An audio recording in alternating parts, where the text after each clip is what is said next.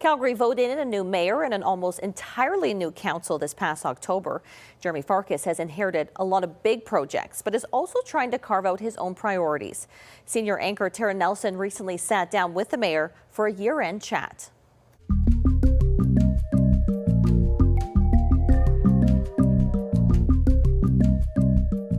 Mayor Farkas, thank you for sitting down with us today. Well, welcome to the mayor's office. Thanks for taking the time for me. Congratulations on your win. This was obviously a long-time aspiration for you. You're now 2 months in, so how is it going? Well, we're here on exactly the 50th day since taking office, and it's been incredible bringing together council, working as a team, really delivering on our campaign priorities.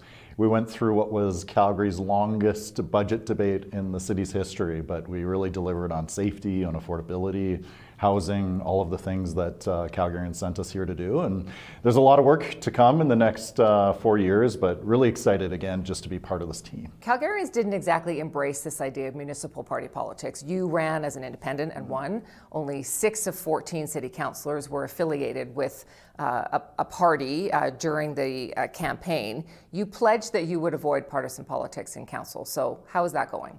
Well, you see it in the results, right? The big votes on, say, blanket rezoning, that was 13-2.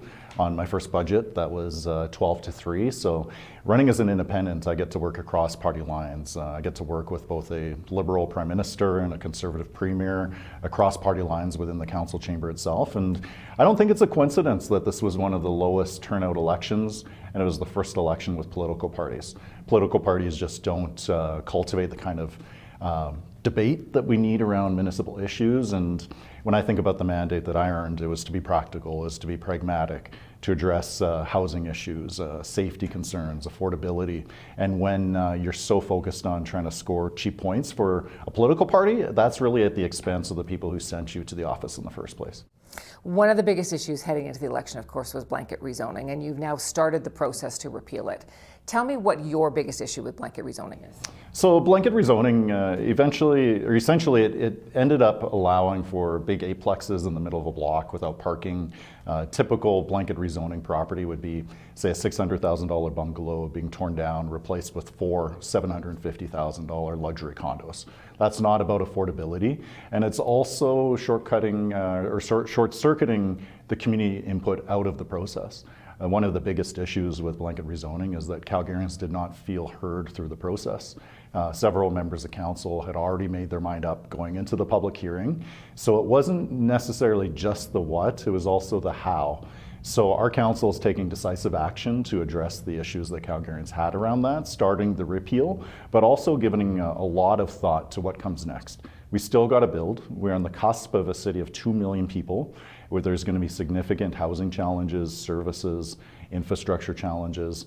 We still got to build, but it needs to be in a thoughtful way that includes the community and focuses the greatest density closest to, say, transit corridors, education, employment, where the services and infrastructure can support it. So what are some of the other measures that you're looking at, and how will you bring your colleagues on board? So just yesterday, we supported an unprecedented amount of money for new affordable housing projects, specifically at that affordable price point.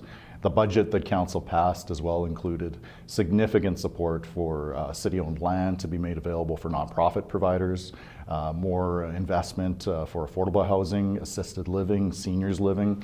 So when we think about the city's role, it's also in terms of the business environment. We need to keep taxes competitive, and we also have to have a fair permitting and regulatory environment so that the city isn't needlessly blocking development.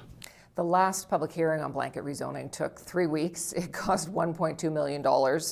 Many people might see that as just a waste of time and money because now you have to do it all over again.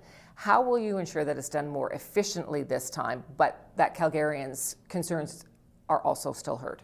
Well, it is the job of City Council and the Mayor to listen to Calgarians at any cost. The cost of not listening to Calgarians is even more significant. We really have to get this right. And of course, I ran on a certain mandate with a certain platform. All of my colleagues did as well. But we have to better incorporate the wisdom of the community. We have to listen to Calgarians. We have to deliver on housing with the community and not just against the community. Does scrapping blanket rezoning put any federal funding at risk? The funding is tied to outcomes. So as long as Calgary is continuing to deliver the needed housing at the price points that are required, how we do that is up to us. Let's talk transit a little bit. The Green Line, of course, is the city's biggest infrastructure project ever. You're inheriting this plan, essentially, including the portion that Mayor Gondek really didn't like, which was the elevated section through the core. How do you feel about it? We're still continuing to work through the process with the provincial government about what that downtown alignment looks like. Work is proceeding really well for the southeast portion, and we also got to keep our eye on the ball. We need to have a plan to be able to extend it north of the river, as well as to the far south health campus.